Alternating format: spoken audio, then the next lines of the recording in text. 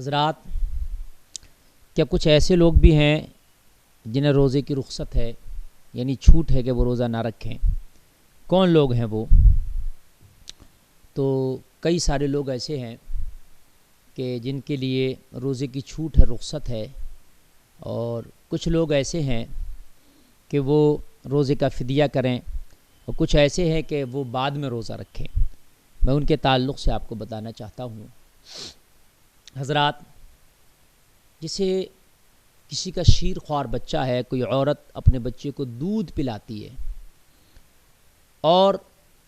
اس کو لگتا ہے کہ میں اگر روزہ رکھوں گی تو میری چھاتی کا دودھ خشک ہو جائے گا، میرا بچہ بھوکا رہ جائے گا اور نہایت کمزوری بھی آئے گی اور بچے کی خوراک مکمل نہ ہو سکے گی، تو اس حال میں اس عورت کو چھوٹ ہے،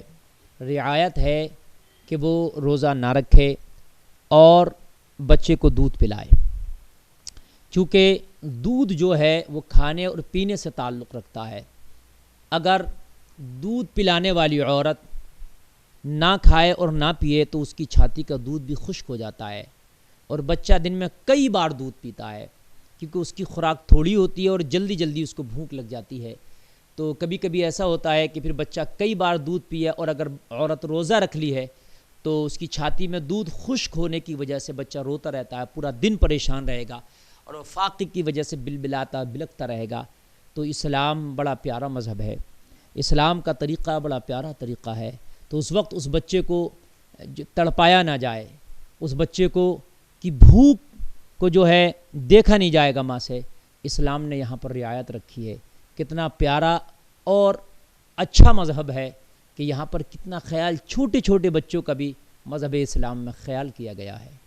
چھوٹے چھوٹے بچوں کی بھوک کا بھی خیال کیا گیا مذہب اسلام میں۔ یار ذرا غور کریں، کتنا پیارا مذہب ہے۔ یعنی وہ بچہ جو بھی دودھ پیتا ہے، جس کی کوئی گنتی نہیں زمانے میں، لیکن مذہب اسلام نے اس کا کتنا خیال کیا ہے کہ وہ ماں کی چھاتی سے دودھ پیتا ہے، اور پھر اگر اس کی بھوک اور بھوک نہ مٹ سکے، خوراک حاصل نہ ہو سکے، تو ماں پھر روزہ چھوڑ سکتی ہے۔ لیکن جتنے روزے وہ چھوڑے گی ان کی بعد میں قضا لازمی ہے، قضا ضروری ہے۔ جب بعد میں بچے کا دودھ چھوٹ جائے تب قضا وہ کر سکتی ہے اور وہ اپنے روزے کی قضا کرے۔ یعنی اس وقت تو چھوٹ ہے، رعایت ہے، لیکن یہ نہیں کہ ہمیشہ کے لیے معاف ہے، بعد میں اس کی قضا ہے۔ اگر اس نے 10 روزہ چھوڑا ہے تو 10 رکھے گی، پورا مہینے کا روزہ چھوڑا ہے تو پورا مہینے کا روزہ رکھے گی۔ ایسے ہی مسافر ہے، مسافر کے لیے بھی روزے کی چھوٹ ہے، کیونکہ سفر میں بڑی دقتیں ہوتی تھیں، بڑی صعوبتیں آتی تھیں اور بڑی مشکلوں کا سامنا کرنا پڑتا تھا۔ سرکار نے فرمایا السفر کالسقر، سفر جہنم کی طرح ہے۔ تو آج تو سفر میں وہ دشواریاں نہیں رہی ہیں، سفر بڑا آسان ہو گیا، اے سی ٹرین ہے، فلائٹ ہے، کار ہے، اس میں بھی اے سی ہے۔ تو مسئلہ اپنی جگہ حق ہے، اور ابھی بھی مسئلہ اپنی جگہ مسلم ہے کہ اگر کوئی چاہے کہ میں رمضان میں سفر کر رہا ہوں، جیسے رمضان اگر سفر آدمی کرتا ہے، مسافر ہو جاتا ہے، تو اس پر نماز بھی قصر ہو جاتی ہے، واجب، یعنی نماز بھی عادی ہو جاتی ہے، اس پر نماز میں بھی رعایت ہے۔ تو اگر کوئی سفر کر رہا تو مسئلہ اپنی جگہ مسلم ہے آج بھی، کہ وہ اگر چاہے روزہ چھوڑنا تو اس کے لیے رعایت ہے، سفر میں روزہ چھوڑ سکتا ہے، لیکن پھر یہی کہ سفر مکمل کرنے کے بعد وہ اس روزے کی قضا کرے گا۔ جتنا روزہ اس نے اپنے سفر میں چھوڑا تھا وہ اتنے روزے کی قضا کرے گا۔ وہ یہ نہیں کہ مکمل طریقے سے اس کے لیے معاف ہو جائے، یعنی چھوٹ ہے۔ ہاں، اگر آدمی رکھ لے تو بہتر ہے، کیونکہ آج کا زمانے کا جو سفر ہے اور آج سے 1400 سال پہلے کا سفر، اس میں زمین و آسمان کا فرق ہے۔ پہلے سفر پیدل اور گھوڑے، اونٹ، خچر کے ذریعے سے کیا جاتا تھا، بڑی تکلیف اور مشقتوں کا سامنا کرنا پڑتا تھا۔ لیکن آج سفر، سامعین حضرات، آپ دیکھ رہے ہیں کہ آج اتنی پریشانیاں نہیں ہیں۔ آج تو اے سی کے اندر بیٹھ کر بھی آپ سفر کر سکتے ہیں، بہترین ٹرین، پلین اور کار کا اچھا انتظام ہے۔ آپ اس میں اگر نہ چھوڑیں، چونکہ رمضان کا یہ مبارک مہینہ، اس مبارک مہینے میں روزہ رکھنے کا جو ثواب اجر ہے وہ الگ ہی ہے، اس کا جو مزہ ہے وہ الگ ہی ہے، اور مہینوں میں روزہ رکھنے کا وہ مزہ نہیں، وہ ثواب نہیں جو اس رمضان کے مقدس مہینے میں روزہ رکھنے کا اجر اور مزہ ہے۔ تو یہ دو لوگ ہو گئے۔ اور تیسرا وہ شخص ہے جو بڑھاپے کو اتنا پہنچ گیا ہو، اتنا کمزوری کو پہنچ گیا ہو کہ اب اس میں سکت باقی نہ رہی کہ وہ روزہ رکھ سکے، اس میں اتنی سکت باقی نہ رہی کہ وہ اتنے وقت تک بھوکا پیاسا رہ سکے جتنے وقت تک کہ روزہ مکمل ہوگا، تو اس کے لیے رعایت ہے کہ وہ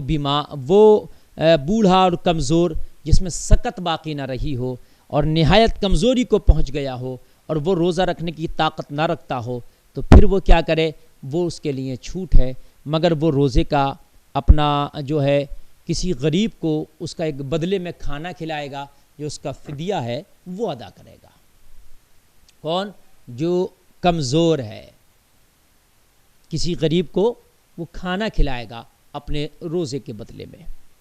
چونکہ اس کے لیے رعایت ہے، چھوٹ ہے۔ اگر کوئی بیمار ہے اور ایسا بیمار ہے کہ وہ روزہ رکھنے کی سکت باقی نہیں رکھتا، بہت کمزور ہو گیا ہے اور اب وہ روزہ رکھ نہیں پائے گا، تو اس بیمار کے لیے بھی یہ چھوٹ ہے کہ وہ روزے کی رعایت ہے کہ وہ روزہ نہ رکھے، چونکہ وہ روزہ رکھنے کی سکت نہیں رکھتا، طاقت نہیں رکھتا، بہت کمزور ہو گیا، بہت زیادہ بیمار ہو گیا ہے۔ ایسی بیماری نہیں جو عام طور سے چل رہی ہیں آج ہمارے معاشرے میں، جو تھوڑی سی بیماری ہے، کسی کو ہلکا شوگر ہے، ہلکا یہ ہے وہ ہے، کسی کو تھوڑا سا بخار ہے، کھانسی ہے، تھوڑا سا زکام ہے، تھوڑا سا بدن میں درد، سر میں درد، ہلکا سا پیٹ میں درد، ہلکا سا سینے میں درد، کمر میں درد، یہ ہو گیا تو روزہ چھوڑ گیا۔ یہ سب روزہ آپ اس کے ذریعے سے نہیں چھوڑ سکتے، یہ بہت ہلکی بیماریاں۔ ایسی کوئی بیماری ہے کہ آپ رکھ نہیں سکتے ہیں، بہت زیادہ کمزوری آ گئی ہے، آپ کھڑا نہیں ہو پا رہے ہیں، آپ بیٹھ نہیں پا رہے ہیں، آپ بول تک نہیں پا رہے ہیں، اور آپ کے اندر اتنی سکت ہی نہیں ہے کہ آپ روزہ رکھ لیں، اور پتہ چلا کہ روزہ رکھیں گے تو پھر خطرہ ہے کہ آپ کی سانسیں نہ رک جائے، تو پھر اس وقت میں روزے کی رعایت ہے۔ لیکن اس میں پھر کیا ہے کہ اگر آپ صحت مند ہو جائیں، جب آپ کو شفا ملے اور آپ اچھے ہو جائیں، تو پھر ان روزوں کی قضا کر لیں گے جو بیماری میں روزے آپ سے چھوٹے تھے۔ ایسے ہی حیض و نفاس والی خواتین ہیں کہ جب وہ اپنے ان ناپاکی کے ایام میں ہوں تو ان کے لیے بھی روزے کی چھوٹ ہے کہ وہ روزہ نہ رکھیں گی، لیکن وہ جتنے ایام رہتے ہیں وہ دن ان ناپاکی کے دنوں میں نہیں رکھیں گی، وہ اپنے دن کا شمار کر لیں گی کہ ہم نے اتنے دن روزہ چھوڑا ہے، پھر وہ اپنے بعد کے دنوں میں اس روزوں کی قضا کریں گی۔ قضا لازمی ہے، ہر حال میں اس کی قضا لازمی ہے ان خواتین کے لیے جنہوں نے کیا یہ روزے چھوڑے تھے۔ یہ لوگ ہیں کہ جو روزے کی ان کے لیے رعایت ہے اور وہ ان حال میں روزہ چھوڑ سکتے ہیں، اس کے علاوہ روزہ چھوڑنے کی اجازت نہیں ہے، اور جو میرے علم میں تھا میں نے بیان کیا۔ اللہ تعالی ہمیں اس پر عمل کی توفیق عطا فرمائے اور زیادہ سے زیادہ روزہ رکھنے کی توفیق عطا فرمائے۔